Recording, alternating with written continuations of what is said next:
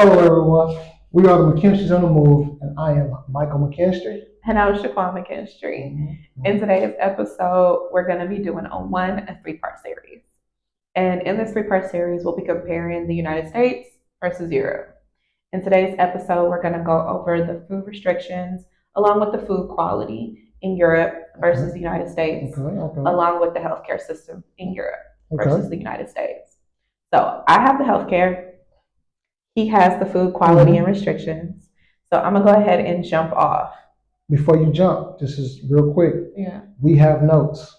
Yes. So we will be reflecting and tapping in to make sure we on point. Because we want to give you guys facts, right? Look, there's a good amount here in memory, but not all of it. Okay. Accuracy is key.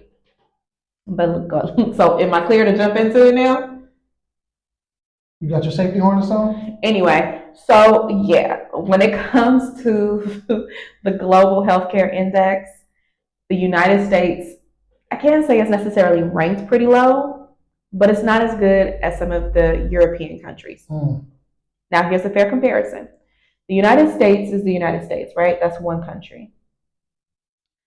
And in Europe, there's a lot of countries. So with that being said, I needed to have that distinction so that this can essentially make sense. So when it comes to Europe, there are about 6 different countries that are ranked between 1 and 40. And so those 6 are higher than the United States. Now there's a lot more, but I only counted 6. Anyway, but the United States is actually ranked 69 on the Global Healthcare Index. Jeez. Yeah, I know, and it was very telling. So I did my research, and I found an independent study that compared the United States along with some of the other European countries. So I did my research, and I found an independent study done by the Commonwealth that actually compared the United States versus a number of countries that are in Europe. And so the way that they did it was they wanted to compare the top 10 highest income producing countries. And actually see kind of where they were on par when it came to their citizens and their citizens' healthcare. So let me go to my notes so I can read you the 10 countries. So it's Australia, Canada, France, Germany, the Netherlands, Sweden, Switzerland, New Zealand, the UK, and of course, the United States. Yay! And in this study, what they compared was quality of care, administration of care, equality of care, and obviously the health outcome of the care that they received. So with that being said, the study was very, very telling. The United States ranked 10th on avoidable, preventable, and detectable deaths, which means that there were a lot of deaths that could have been prevented. It's a lot of little red flags or tags that say, hey, do this and I can live. Yeah. So essentially that means that if it was something that could have been caught early and it was misdiagnosed and it led to death, or it could have been treated early and it was not treated or treated with the wrong medication and resulted in death, essentially the United States ranked 10th on that. Yeah. Also, the United States ranked 10th on healthcare outcomes. So 3 out of 10 adults in the United States all reported that they have 2 or more chronic conditions. Now the highlighters are asthma, diabetes, cancer, depression, hypertension, and heart disease. Yeah, those were the 6 major chronic conditions that the people in the United States were reporting. You know a lot of people with that stuff back home? I do. Ooh. I'm not going to tell no tales, but family and friends. They know. Yeah. So the United States also ranked 10th on infant and maternity deaths, which means that, yeah, the United States, even though it has all this money, it may not be the place that you want to actually go give birth. Yeah. I came from there. You sure did.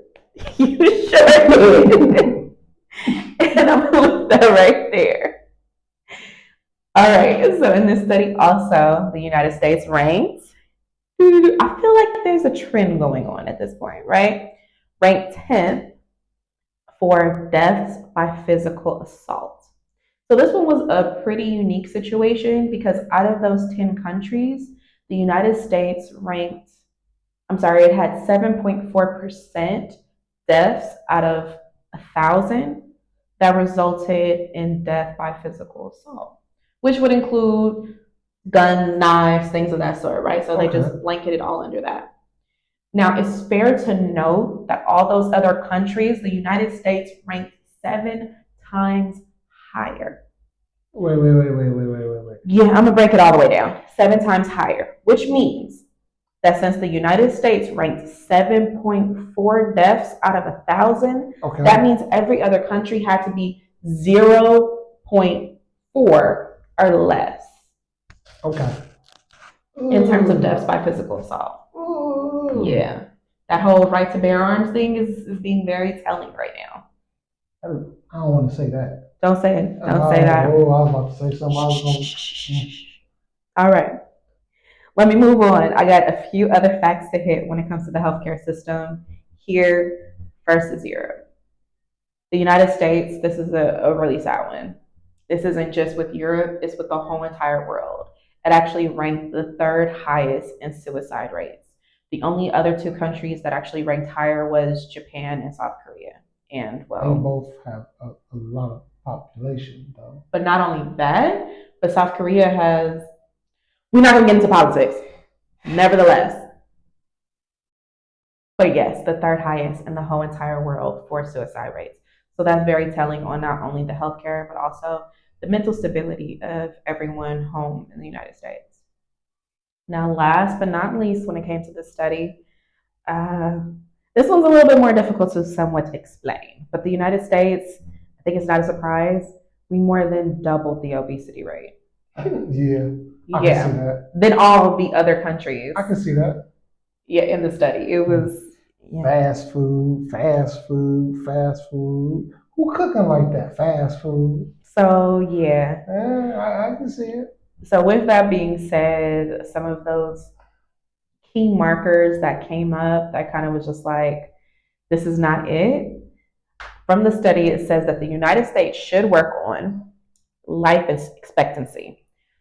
So let me break this down. The life expectancy, they even broke it down by race.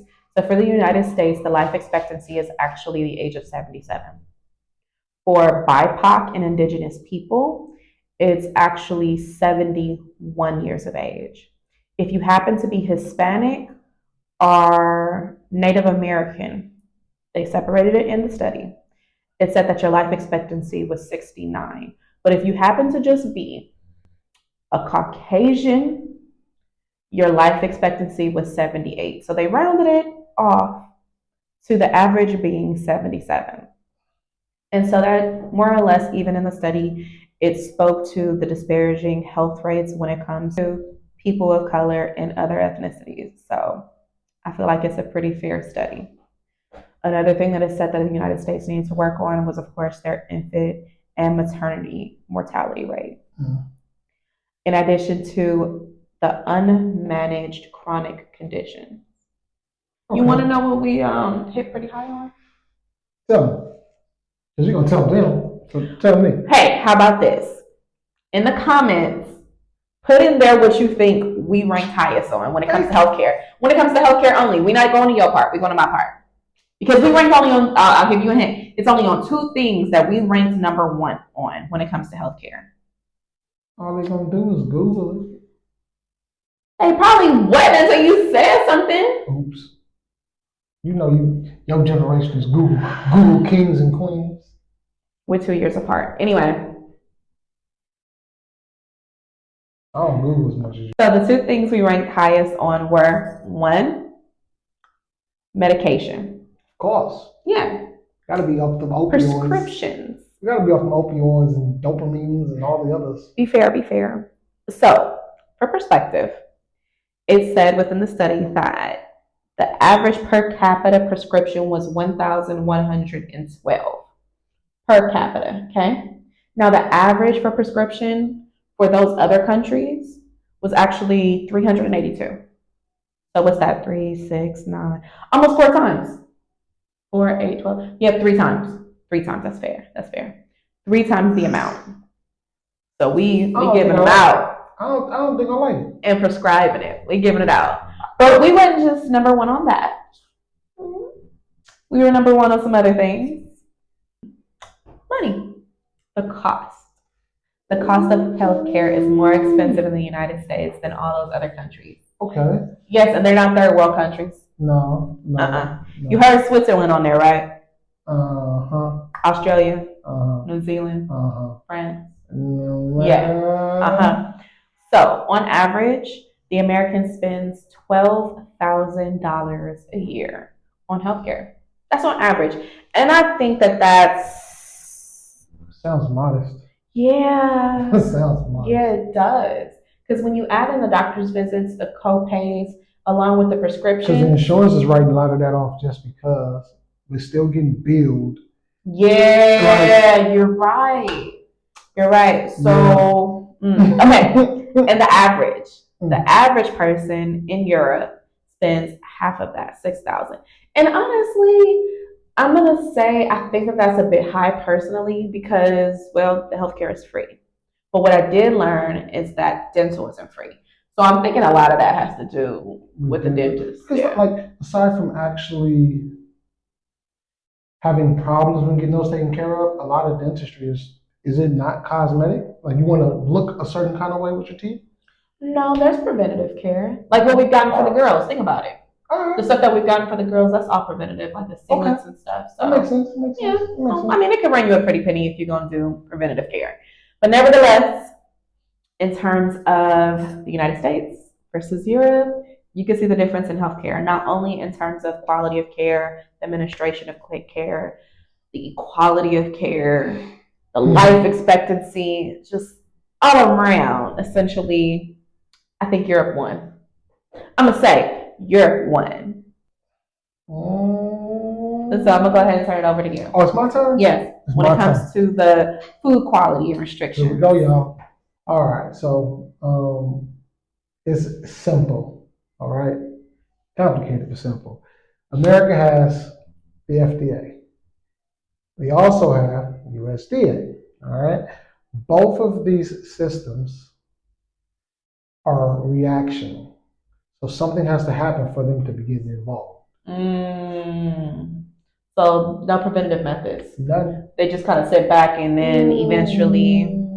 Oh! Somebody's sick. But we're gonna get into that. We're gonna get into that. All right. So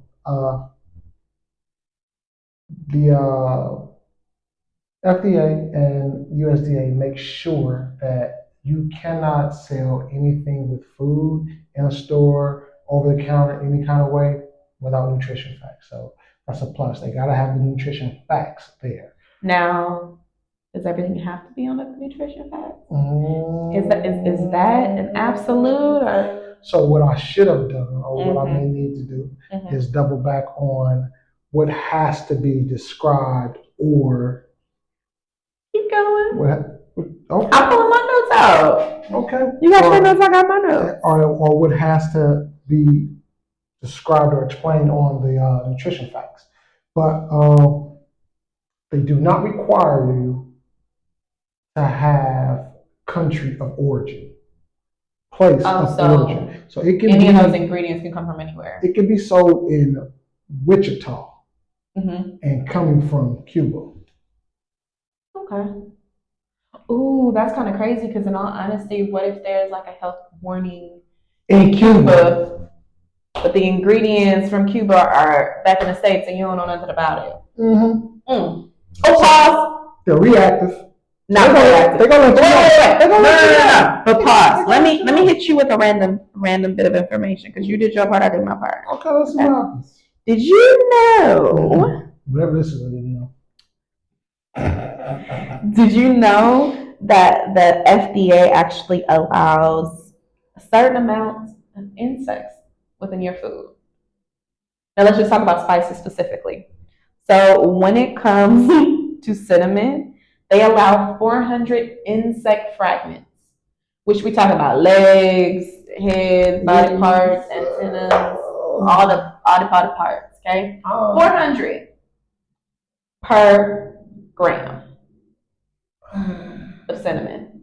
You know how much a gram of cinnamon is? I know what a gram. That sounds like a lot of insect fragments. That sounds mostly insect for cinnamon. I'm not done. I don't like it. Yeah. I don't like it. Yeah. Okay, so when it comes to oregano, okay, 300 for 10 grams. Okay. It's less. It's less. But I don't like insect. But you eating it for sure. I didn't. You seasoning your food with it. I didn't know I was eating insect. Yeah. You wanna know some more? Should I keep going? Let's get. Do we need it? Because I didn't want the insect. Let me get my seasoning. Rat poop. Hold the rat poop. Hold the rat poop. Rat poop in what? On what? Why? Fennel seeds, ginger, mace, nutmeg. Those are the common things in cocoa. So, yeah. The rat's blood and some cocoa. I don't like it. Yeah. I don't like it. But it's approved by the FDA. The FDA said it's cool. It's good. Little rat poop ain't never hurt nobody. Somebody, I don't mean this in a bad way, please get sick. So we can go get them shut down. That's not true. Plenty of people have gotten sick. That's why lawsuits and recalls happen. What are you talking about? No, it happens all the time. You know what else they allow? Mold. Oh no. Yeah. Oh no. They allow at least 5% to be mold of all products. I don't want it. So this goes into their program or their operation. Okay, they use this company or abbreviation, and it's the generally recognized as safe. GRAS. This system allows manufacturers to essentially check their own work. All right. So it's no third party. There's no outsourcing. There's no let's send a sample here so they can check this. See, I honestly didn't know that. Neither did I. Yeah. I honestly thought the FDA was doing all of the testing to say, hey, you said this was in your product. We're going to check your ingredients to make sure this is the only thing that's in your product. Or these lists of ingredients are only in your product. It sounds like that the FDA is getting that phone call. Somebody had got sick over here. This is what they have. Well, let's go investigate. Look at this. We found. I'm getting why you said they're reactionary. I'm getting it. Okay. Yeah. All right. I'm getting it. All right. Okay. Yeah. Okay. All right. Another thing, the USDA and the FDA focuses on cosmetics, human pharmaceuticals, animal pharmaceuticals, medical devices, tobacco products, animal and food nutrition, electronics that emit radiation. All that happens under one department. That's a lot. One department. That's a whole lot. Wait, let me say that's one department. 3, 4, 5, 6, 7. 7 things that they focus on. In one department. No wonder stuff is slipping through the cracks and they're not actually doing the testing themselves. Yeah. The USDA and the FDA have a hands-off approach. Got it. When something happens, they will be there to help you correct it. Instead of making sure it's straight from the gate. Now, on the other end of that, because all of that is US, on the other end of that, we have the EU. All right? We have the EFSA, European Food Safety Authority. All right? It has 27 countries in its union. More than one country's government gives both advantages and disadvantages that shape its effectiveness. Now, the beautiful thing about the EFSA is they only focus on food, nothing else. So not food. No, not cosmetics, not the dang dogs, cats, and animals and crayons. Yeah. Just food. Food only. Just food. So if that's the case, hypothetically, if one country over here out of those 27s is saying, hey, this food coloring is causing X, Y, and Z, what happens when they come to the European Union? It's X'd out of its union. So it's placed on hold, restricted, do not use, do not touch until you can prove it's safe. So proactive, Yeah, not reactive. Not, oh, we're gonna let it go until let it slide. You said it's good as good. No. We're gonna pull it, and it cannot be until you show it's safe. All right. So what's good for one has to be good for all. Has to be good for all. If you're part of this EU union, you got to be a part of this EU union. All right. Okay. The EU requires for additives to be proven safe before approval. So what are some of the things that aren't safe that have been banned then? We want to do this? Okay, we're gonna do this. Okay, here we go. Hey, we're talking about food restrictions. These are some things that are not allowed here in the EU and that are perfectly fine in the US. I'm just gonna give you a couple, not a whole lot, just a couple. We have, of course, number one thing that everyone talks about. All right, we got food color. Food color is number one, and I have some notes. Of course, I'm gonna refer to them. Of course, you got red 40. Has even been shown to cause developmental delays in children, hyperactivity, and even cancer. All right, that's a big deal. That's a very big deal. Yellow 6 causes tumors to the lymphatic system. All right, that's a deal. Yeah, because you need that, like your kidneys, your adrenal glands, and all of that to be able to get all those toxins out. I don't want no more yellow 6, but yellow 5 causes hyperactivity and other behavior problems in some children. Like, we don't want to say the diagnosis is, yeah, but y'all thinking about it because we can't necessarily say this causes that, right? Because I guarantee your kid likes certain kind of chips. It's there. And certain kind of cereals. It's there. And certain kind of candies. It's and there. Cookies. Anywho, blue 1. That's another one. Blue 1 inhibits nerve cell development. Damn. That's all bad. I almost started making faces and gestures, but that ain't okay. I'm not gonna do it now. It's not okay. Because that was a joke that it wouldn't have been funny. All right. All right. So if y'all didn't catch it, you don't want to. All right. So food coloring. What are some of the other things? Food coloring. It ain't really what you want. It's out. All right. We got potassium bromate. It causes headache, irritability, impaired thinking, and personality changes. So you might be thinking, I'm just irritated. I ain't getting enough sleep. Oh, I got a headache. Maybe I ain't have enough water. There's something else in there. Might be some of that stuff that the U.S. allows. Okay. All right. Brominated vegetable oil.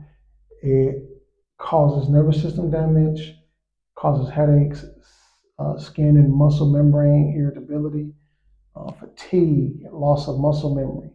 Something as simple like is shooting a basketball, driving a car. Yeah. That's all bad. Keys, going downstairs. No, buddy. All of a sudden, you didn't forgot how to brush your teeth. Oh, wow. I'm okay. I don't want it. Yeah. I don't want it at all. And last but not least, I done took a little peek and I seen one of the final ingredients that the U.S. allows, and it's all bad. It's all bad. Olestra. Causes diarrhea, loose stools, abdominal cramps. Oh man, IBS. Essentially, leaky gut. It's all bad. You might be thinking you lactose intolerant, but little do you know it's that olestra. It's in there. Messing you up. It's in there. So I mean, I guess those are just essentially a small list of things that are just not allowed in the EU, that are completely banned because of how it affects not only the individual, but it's like your whole society. If your whole society got irritability issues and fatigue and headaches and IBS and short attention spans, and some of those guys messing with actual behavioral problems in children and stuff like that. Fine motor skills ain't fine motor skills. Yeah, it's a bad look. So in terms of the US versus the EU or the EU versus the US, healthcare, EU one. Yep. Yeah. In terms of food restrictions and stuff that's allowed in food, EU EU. one. So yeah, essentially like the healthcare system is much better here and it performs better. In addition to the restrictions on the food, like their process is completely different. Like I'm not gonna lie, I thought the FDA that they had more checks and balances in place instead of hands off and I'm gonna wait until something happens and then eventually we'll check into it. Yeah, we got to go over here and see what's going on in this power plant. So I think that wraps up part 1 of 3 for the US versus the EU. So stay tuned. Make sure you like, subscribe, comment, follow, all the things. And let us know, like in the comments, if some of the stuff you kind of knew or some of the stuff that was like a complete surprise to you. Stay tuned for part 2. Bye. Ciao.